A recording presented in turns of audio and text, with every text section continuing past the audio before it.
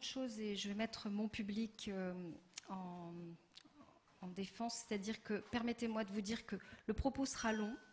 Désolée pour conclure ce colloque, peut-être en aviez-vous assez, et que peut-être par mégarde je dirais nos aînés, pardonnez-moi, peut-être je dirais maintien à domicile, excusez-moi, peut-être je parlerai de chez soi, on ne sait jamais, voire même de dépendance. Alors je m'en excuse vraiment par avance et je vous promets, on ne le fera plus. Donc je suis très heureuse de vous avoir accueillis dans ce très bel endroit qui est le Mobilier National et je remercie Hervé Lemoine qui nous a donné l'occasion de profiter de ces lieux. Ce lieu n'a pas été choisi par hasard. Ça nous donne l'occasion, bien sûr, d'en profiter, mais il était important pour moi d'organiser cet événement dans un lieu hautement symbolique. En effet, soutien des métiers d'art et de la création depuis le XVIIe siècle, haut lieu du patrimoine, l'institution est aussi un acteur majeur de la création contemporaine et de la promotion des arts décoratifs à la française. Et si je vous ai beaucoup écouté, j'ai aussi beaucoup regardé cette tapisserie, en me disant que j'aimerais entendre aussi le plus souvent possible le mot « beau » dans les discours. Lien, oui, moyen, oui, on est tous d'accord. Mais beau, c'est bien aussi. Et c'était pourquoi je tenais vraiment à ce qu'on fasse ici ce colloque de l'EHPAD pour demain. Vous l'avez dit tous au cours de cette journée, la pandémie a révélé au grand jour l'importance des EHPAD dans l'accompagnement de la perte d'autonomie en France et en même temps l'obsolescence programmée de son modèle. Chacun a conscience qu'il doit changer. Je dirais même, après une centaine de déplacements de terrain effectués dans toutes les régions depuis un an, que le modèle est d'ores et déjà en train d'engager sa mue, et vous l'avez entendu par les expérimentations différentes. Mais pour colmater les failles du système, pour combattre l'injustice d'une forme d'EHPAD bashing, malgré tout le dévouement des professionnels et l'inventivité des équipes, il nous faut en parler autrement. Il nous faut aussi nous souvenir d'où l'on vient. Après la Seconde Guerre mondiale, les personnes âgées étaient accueillies dans des hospices, trop souvent associés à des mouroirs. On souhaite, dans les années 75, humaniser ces hospices.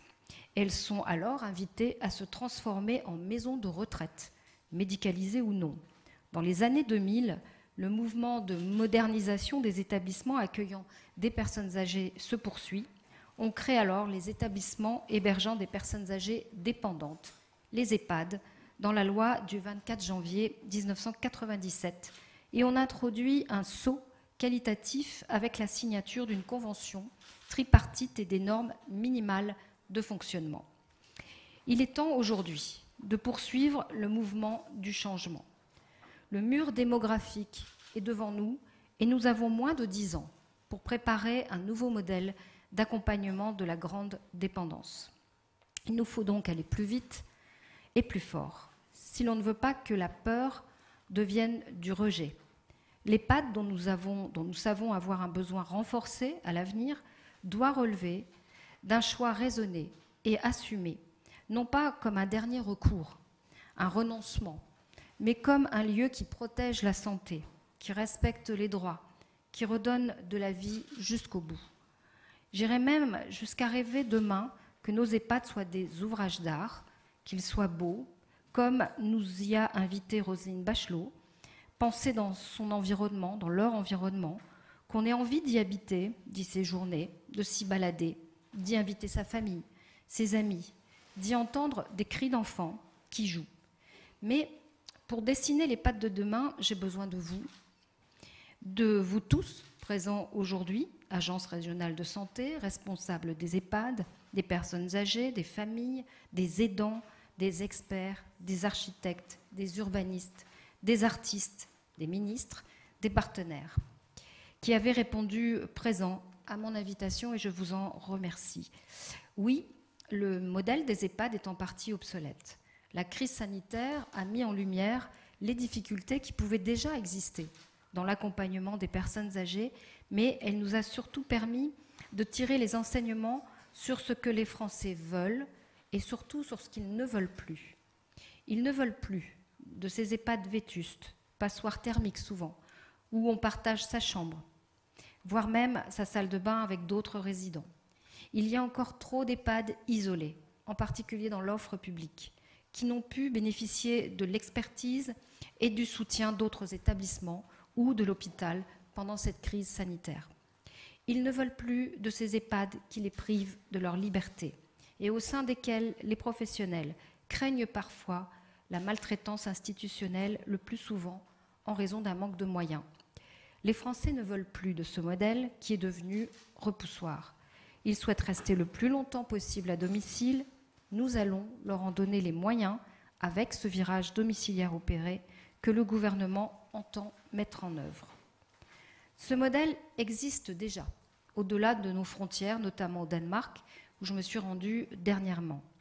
Au Danemark, il est considéré que l'incapacité n'amène à la perte d'autonomie que si l'environnement social et matériel n'est pas adapté. Le maintien à domicile est d'ailleurs le fil rouge de leur système. Seulement 4% des personnes âgées de plus de 65 ans vivent en institution. Les autres vivent dans des logements adaptés et sécurisés. Vous le voyez, le virage domiciliaire n'est pas un vœu pieux. Il est possible. Il sera réalité. J'ai engagé avec Jacqueline Gouraud, ministre de la Cohésion des Territoires, et Emmanuel Wargon, ministre délégué au logement, une ambition forte pour développer toutes les formes d'habiter autrement, y compris dans la dimension intergénérationnelle qui me tient tant à cœur, et pour amplifier l'effort d'adaptation des logements au vieillissement. Car oui, les Français veulent vieillir le plus longtemps possible chez eux, mais le virage domiciliaire ne saurait se faire sans les EHPAD. Je veux le dire ici et le redire, sans confusion possible. Il ne s'agit pas de sacrifier les EHPAD. Je les ai toujours soutenus pendant la crise sanitaire et me suis toujours opposée au procès d'intention, à l'EHPAD bashing, et vous en êtes témoin. Comment peut-on faire de l'EHPAD bashing quand on a vu tant de professionnels de ces établissements se confiner avec leurs résidents des semaines durant, pendant les confinements? Je voudrais bien les voir, ceux-là même qui aujourd'hui condamnent ces établissements, montrer un tel niveau de dévouement pour les personnes âgées en perte d'autonomie qu'ils prétendent défendre. Les solutions ne viendront pas des pétitions de principe et des injonctions morales, mais bien des expériences vécues par chaque famille. L'exemple du témoignage émouvant d'Elise Moon. Elles pourront s'inspirer d'excellents rapports d'experts, comme celui du think tank Matière Grise de Luc Broussy et Jérôme Gage, mais aussi du vécu des équipes des résidents, du conseil de vie sociale, des projets des élus, des bénévoles, des acteurs innovants de la silver economy. En somme, les solutions viennent de vous toutes et tous. Car avec cette même philosophie, c'est avec cette philosophie que je me rends plusieurs fois par semaine sur le terrain pour voir cette France des solutions en action. J'ai vu des EHPAD qui accueillaient des crèches, et vous l'avez vu, des professionnels qui se nourrissaient du vécu de leurs résidents, des établissements qui étaient des sources d'engagement et de débouchés professionnels pour des jeunes, parfois éloignés dans l'emploi, ou des services civiques, comme vous avez entendu ces témoignages très rafraîchissants. J'ai vu enfin des gestionnaires et des directeurs pleinement conscients de l'effort à réaliser pour changer et réformer de modèle. Je l'ai dit, il nous faut tirer les enseignements de la crise et transformer les EHPAD. Ils doivent eux aussi opérer un virage domiciliaire, devenir des logements regroupés, je l'ai entendu. Comme dirait Pascal Chanvert aussi, devenir le domicile des résidents qui ont des droits, comme tout à chacun, des droits qui doivent être respectés, comme tout citoyen. Je ne veux pas revivre les épisodes douloureux de la crise, qui nous a montré à quel point ces liens étaient importants pour la santé psychologique et physiologique des résidents. L'État et les collectivités seront au rendez-vous. Soyez-en assurés. Jamais nous n'avions disposé d'autant de moyens pour investir dans les EHPAD. Les crédits engagés par l'État sont colossaux, avec 2,1 milliards qui leur sont consacrés dans le cadre du Ségur de la santé, dont 450 millions qui sont mobilisés dès 2021. Ce sont des sommes considérables et nous sommes pleinement mobilisés pour nous prémunir de plusieurs écueils qui ont miné les plans d'investissement plus modestes engagés dans le passé.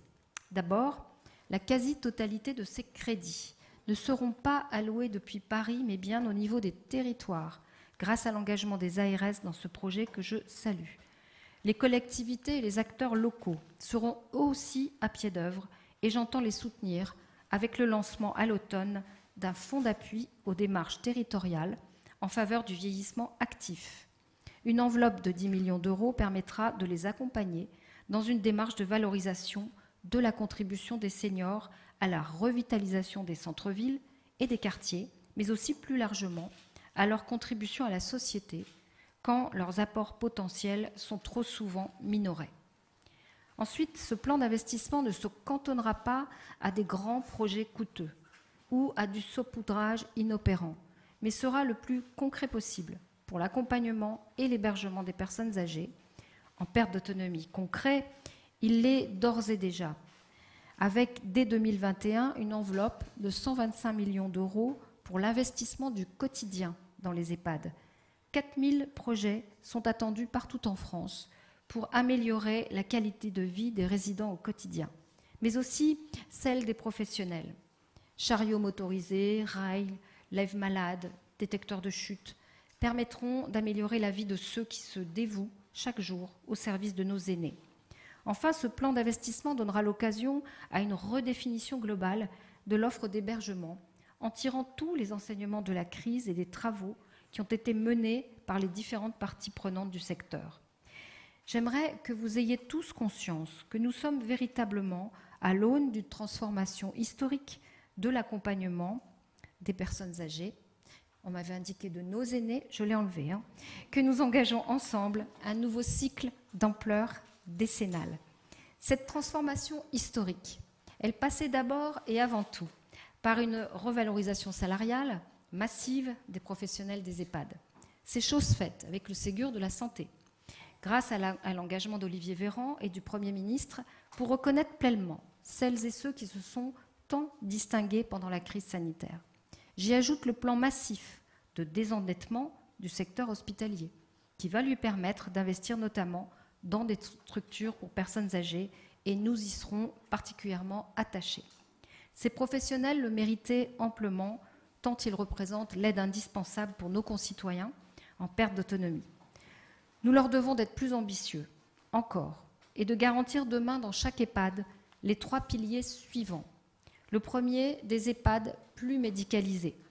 Les professeurs Jandel et Guérin me remettaient il y a quelques jours leur rapport sur les USLD et les EHPAD. Et leurs constats sont sans appel. Il faut plus de soins en EHPAD. La crise nous a montré que les relations privilégiées avec les hôpitaux avaient permis de mieux se prémunir contre la diffusion du virus au sein de l'établissement, notamment grâce à la présence d'équipes mobiles d'hygiène. Et ce sont aussi ces établissements qui ont un moindre recours à l'hospitalisation de leurs résidents, en particulier aux urgences, qui les désorientent et qui vient accélérer, bien sûr, leur perte d'autonomie. Cela plaide pour le renforcement du soutien médical aux EHPAD. Généralisation des astreintes infirmières de nuit, renforcement des équipes mobiles de gériatrie, de soins palliatifs et d'hygiène hospitalière, etc. Plus de soins en EHPAD qui profitent à l'ensemble du territoire. Les EHPAD concentrent de nombreuses compétences et ressources gérontologiques, mais qui ne bénéficient qu'aux seuls résidents de ces établissements. Demain, je souhaite que ces compétences et ressources soient partagées sur l'ensemble du territoire, en créant des EHPAD, centres de ressources. L'ensemble des personnes âgées, professionnels du domicile et des autres établissements du territoire bénéficieront des ressources de l'EHPAD, locaux, matériels, compétences, etc. C'est aussi la création de filières gériatriques d'excellence dans toutes les régions, avec les gérontopoles, au sein desquels les établissements doivent prendre leur juste part. En somme, faire de ces EHPAD des lieux vraiment sécurisants pour les personnes est véritablement notre premier impératif. Mais les Français ne veulent pas vivre 1, voire 2 ou 3 de leurs dernières années dans un environnement hospitalier. Alors, le deuxième axe, c'est que nous devons faire des EHPAD des lieux ouverts sur l'extérieur. J'ai eu l'occasion d'inaugurer vendredi dernier, dans le Finistère, une maison d'assistante maternelle au sein d'un EHPAD. Ce sont des projets comme ceux-là que je veux porter. Un EHPAD qui accueille dans ses murs une maison d'assistante maternelle, où les repas des enfants seront préparés dans les cuisines des grands-parents avec des produits issus des fermes alentours. Et où le maintien du lien intergénérationnel ne se limite plus à une visite hebdomadaire des proches. J'ai aussi pu visiter l'EHPAD de Plabennec, qui a fait l'objet d'une reconstruction complète, avec une implantation dans la cité, dans un quartier pavillonnaire. Une ouverture sur la cité qui fait désormais partie de son ADN, avec l'accueil à la journée des personnes isolées à domicile pour maintenir le lien social et agir en prévention. Une ouverture citoyenne aussi, avec le lancement d'une consultation citoyenne pour renouveler son projet d'établissement et définir des projets évolution au service des aînés de l'ensemble du territoire. Parce que je veux des EHPAD plus ouverts, j'appelle tous les acteurs économiques et sociaux à inventer les tiers-lieux de demain pour faire vivre ces murs. Le plan d'aide à l'investissement 2021 consacre d'ailleurs une enveloppe de 3 millions d'euros pour encourager le développement de ces tiers-lieux dans les EHPAD. Et dès septembre, nous lancerons l'appel à projets.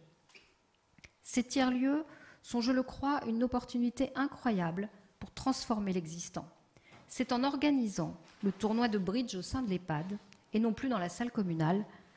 C'est en accueillant un local associatif, un commerce, un jardin partagé, une salle de pratique sportive adaptée, qu'on transformera ensemble la définition de la perte d'autonomie. Ces tiers-lieux, toutes ces initiatives que nous accompagnons aujourd'hui, feront de ce principe une réalité concrète. Chaque établissement pourra ainsi demain identifier un projet de tiers-lieu en commun et en lien avec les acteurs locaux, une commune, une école, des associations sportives ou culturelles, contribuer ainsi à la vitalité de son territoire, des plus urbains aux plus ruraux. Troisièmement, sécuriser les établissements, les ouvrir sur l'extérieur, sur la vie sociale, nous conduit à faire de ces EHPAD de véritables lieux de vie. L'architecture des EHPAD a un rôle primordial à jouer dans cette orientation. Nous avons trop longtemps privilégié le fonctionnel, l'utile, en pensant que c'était forcément opposé au beau et à l'agréable. J'ai d'ailleurs la conviction que certaines conceptions architecturales sont inadaptées et mériteraient d'être reconstruites plutôt que rénovées. De petites unités de vie, autonomes, avec des espaces agréables et vivants, contribueront assurément à les rendre bien traitants pour les personnes et pour les professionnels qui y travaillent. C'est la raison pour laquelle je vais confier à Patrick Bouchin, que j'ai eu le plaisir d'écouter en début d'après-midi, une mission autour de l'architecture des EHPAD. Avec son œil d'architecte et d'urbaniste, je souhaite qu'il vienne réinterroger l'espace des EHPAD afin d'accompagner leur mutation, tant dans leur forme que dans leurs usages. Et j'ai installé ce matin le laboratoire des solutions de demain, arrivé à la Caisse nationale de solidarité pour l'autonomie, qui saura rendre concrets ses objectifs et ses orientations.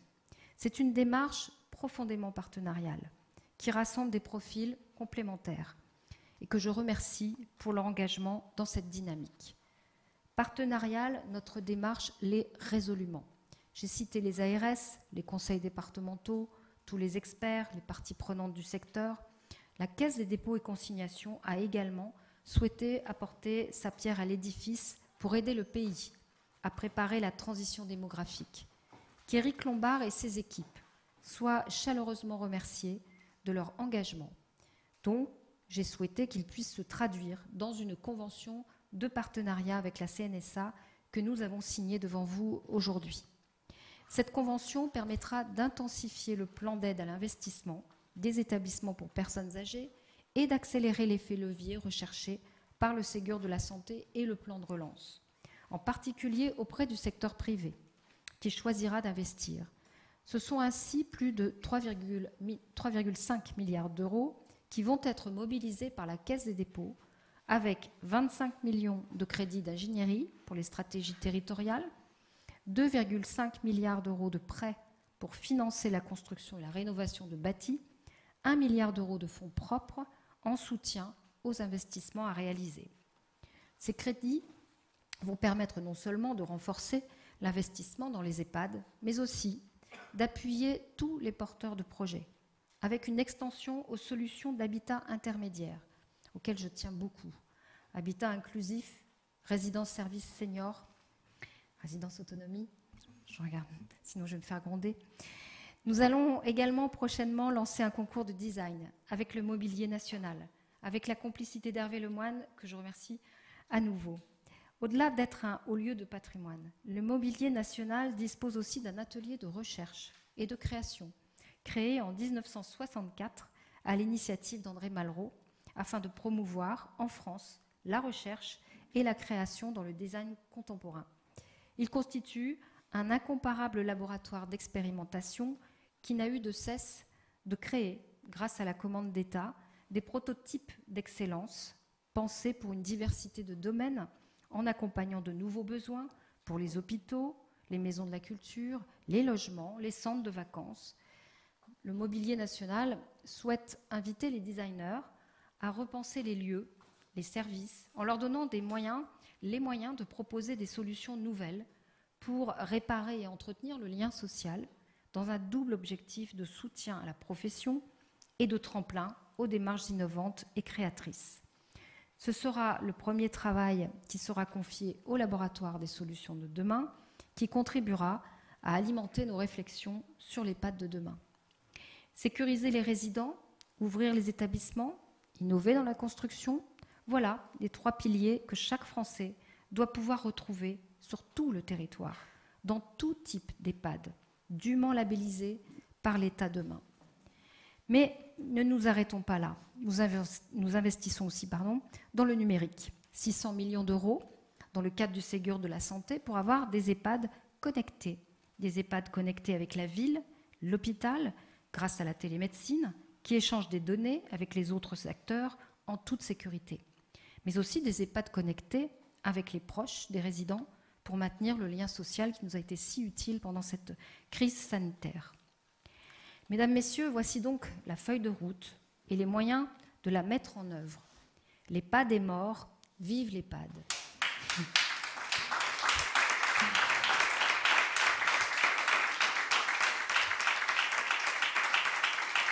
Alors, il faudra aussi que ce nom change pour traduire le changement de paradigme.